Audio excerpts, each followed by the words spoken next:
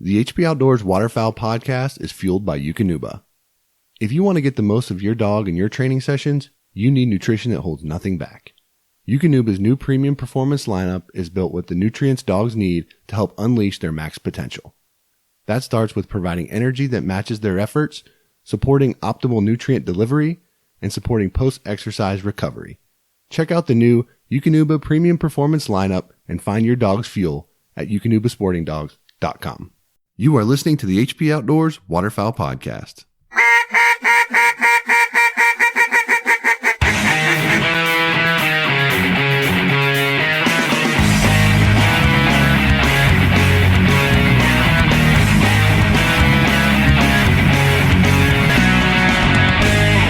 Gunner kennels are engineered for your dog, designed for travel, and built for your peace of mind. The G1 kennel has set a new industry standard and put Gunner in a category all its own.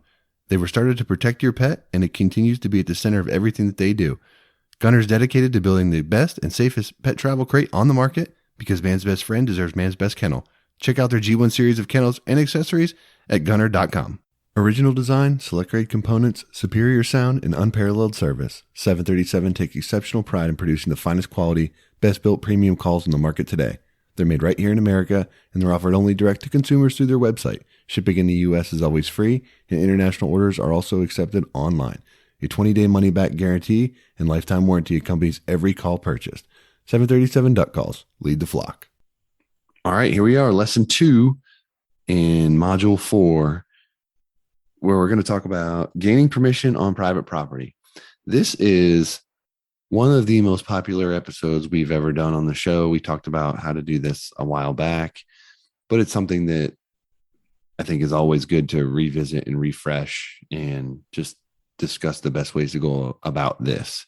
So we'll go through some of our favorite tips and kind of techniques that we like to use and things. And hopefully this will help you when you're approaching landowners about getting permission to hunt their property. So the first thing that I will say here is don't be afraid to knock on doors. It's a numbers game. You're going to get a lot of no's. But the more you ask, the better chance you have of success. So if you knock on 10 doors, you might get one yes. If you knock on 50 doors, you might get one yes. But you're working towards those yeses. And 100% of the houses that you don't approach or ask, you will not get permission to hunt on. So I think that's the first thing. You know, it's uncomfortable for some people. I get that. But the number one thing, you can't be afraid to knock on the door and ask the question. Shoot your shot, right? I think also when you're knocking on said doors, you need to dress appropriately. I would advise against one going up in like a cutoff t-shirt with your Born to Kill tattoo hanging out, stuff like that. A lot of these people whose doors you're going to be knocking on, farmers, they live out in the country. A lot of weird things happen in the country sometimes, and they don't want shady looking characters coming up to you. So I'd also say if you can avoid it, don't go up to them in the camo with face paint on, looking like you're all sweaty and, you know, blood on your hands from cleaning birds. Just a couple options, but look presentable, look like you're there and, you know, someone that they would be able to trust to be on their property. Yeah, totally agree. The next thing I'll add is be prepared to hear no and be prepared to respectfully try to overcome that initial no. I think it's just easy for people to say no and just be done with it. But if they're willing to engage you in conversation, it can be worth a question as to like, well, would you mind me asking, why? Have you had a bad experience with a hunter in the past, or do you like to hunt it, or your nephew hunts it already and you just don't want to, try to understand what's going on. They might tell you, I'm saying no because I've had 50 people ask me this week to hunt this field. That might tell you, maybe I should look for a different area because there's a lot of pressure right here in this particular zone, or whatever the situation might be. But you might find people will just say no because it's the easiest thing. But once you get to talking to them and you understand what their concerns might be, you might be able to address those with them and actually turn that no into a yes by the end of the conversation. So, don't be a jerk. Don't be combative with people. But if they're willing to engage you, try to get a little more information as to why they're not interested in that. And maybe that'll help you. I don't think we can talk about this enough because I was hunting with a guy the other day and he was talking about a big goose feed that he had, and it was like 700 yards away from this lady's house. Well, she said no because she didn't want the guns to scare her dog.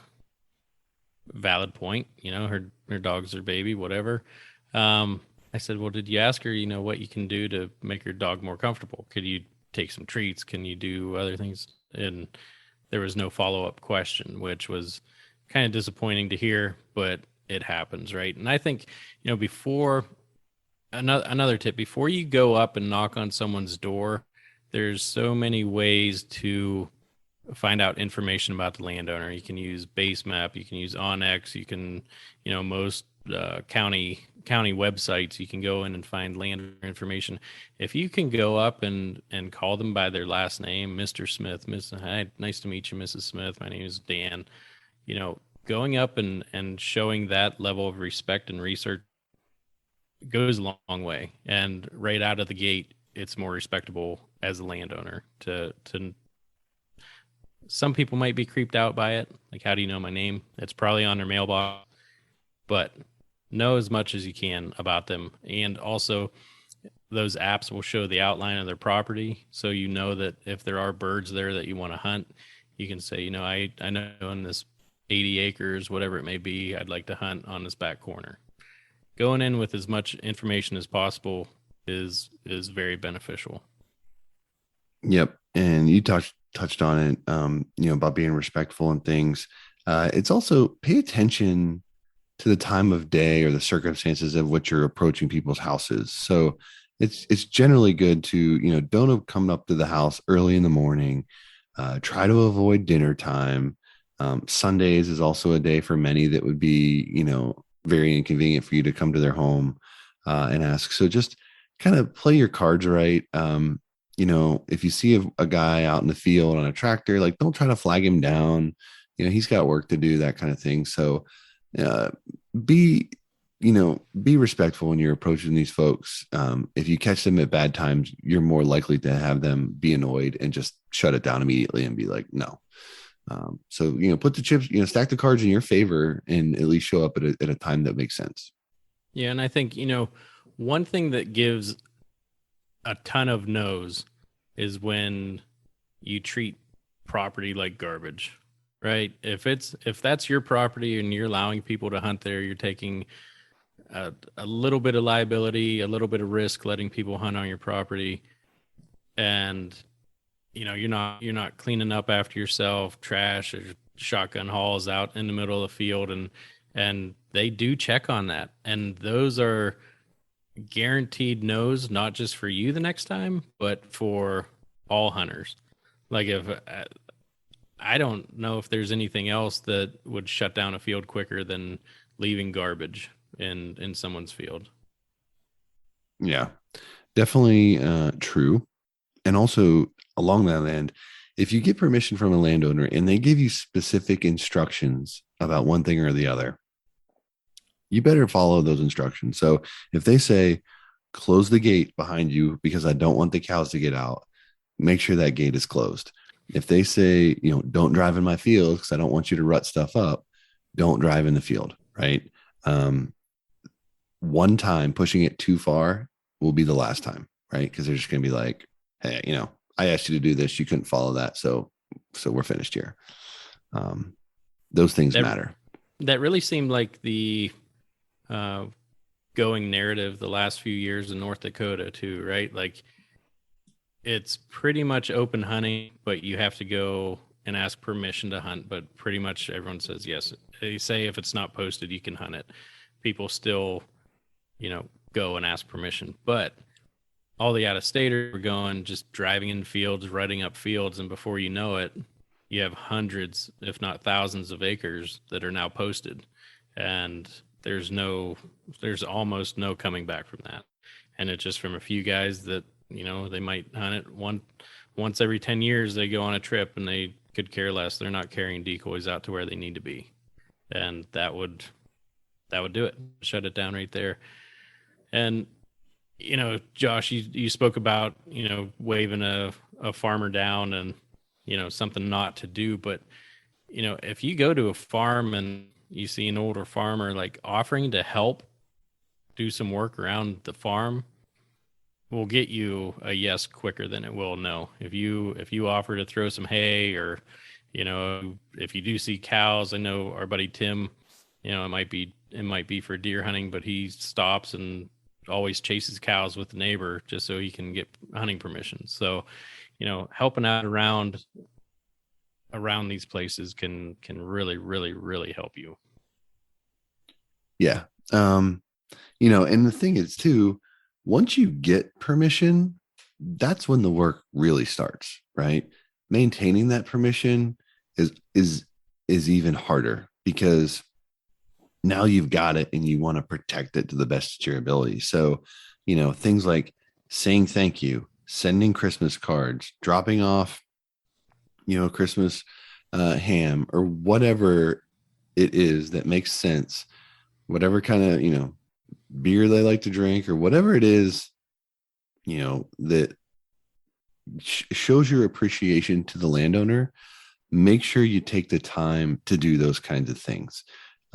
It's not lost on landowners. It shows that you appreciate their generosity, and it will go a long way to ensuring that you're allowed to go back and hunt those places. Or if someone else comes and asks permission, they're more likely to say no to them, because they respect that you take care of their property and that you've established a good relationship. So do your best to protect that. Sorry, our goose opener this year, we all chipped in after the hunt, because he said that we could hunt for a case of beer, and I think we probably all chipped in enough. He probably got 3 or 4 cases of Busch Light or whatever he needed. So there you go. It goes a long ways. No doubt. And, gaining permission on private property is some of the most valued resource in the game. If you get exclusive rights to a nice piece of private property, you will never want to hunt public property again. It's just a total game changer. So these are just a couple things you can consider as you go about trying to gain permission. There's a lot of other ways and a lot of other things that go into it, but again, a good starting point, and definitely take some of these to heart as you start this journey of trying to gain permission. That's going to do it for this lesson. We are going to pivot now off of the private property, and in lesson 3, we'll talk about public hunting opportunities. That's going to do it for this episode of the HP Outdoors Waterfowl Podcast. If you're new to the show, head over to iTunes, check out some of our past episodes, and while you're there, leave us a 5-star rating and review. It's the best way for like-minded hunters just like you to find our show. Check us out on social media. Check us out over at hpoutdoors.com and anywhere you can find quality podcast content. That's going to do it for this week. Till next time, for Dan, I'm Josh. Take care.